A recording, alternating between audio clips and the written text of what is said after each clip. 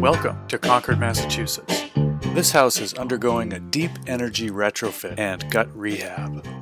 To boost the R value, 4 inches of polyisocyanurate foam is being added to the walls and roof. The siding, a sheet product designed to mimic vertical boards, is structurally sound, so it's being left in place and then covered with house wrap and foam.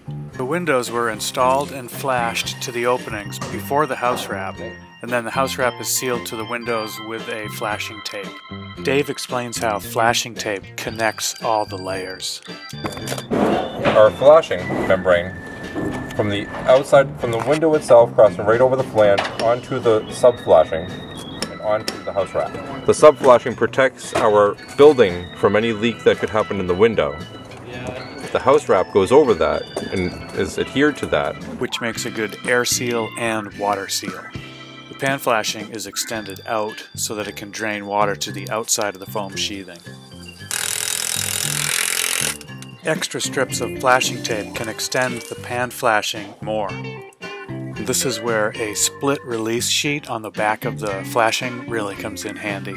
The 2 layers of foam should have offset seams, so Calvin and Damien begin with a small rip that will fit continuously under the windows. The first course is kept level to keep the measurements consistent, and a metal cap at the bottom protects the foam from insects. It's great to use large pieces whenever possible for a better air barrier, but because there is a layer of house wrap and 2 layers of foam, it's safe to use up some random scraps. As long as it's not like 30. And there will be a lot of scraps. As long as the joints are tight and the insulation is continuous, piecing in scraps should be fine. As Dave said earlier, the foam will overlap the window frame to get a tight seal to this opening. In this case, the guys are leaving 2 1/4 inches of frame revealed. Also at the window, they pull the pan flashing out past the foam so that anything that leaks in is drained all the way out. Don't bother to tape the seams on this first layer, because as you compress the foam later, it will just pull the tape away from the seam. The second layer will be taped. As one guy installs, he can measure for the next piece. Working together, 2 installers ought to be able to keep ahead of one cut man. Cutting foam sheets is pretty simple.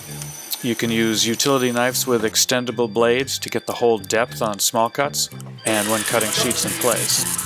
Angled cuts are needed where wall foam butts under roof foam. For long cuts, you can use a knife and chalk line, or you can use a table saw.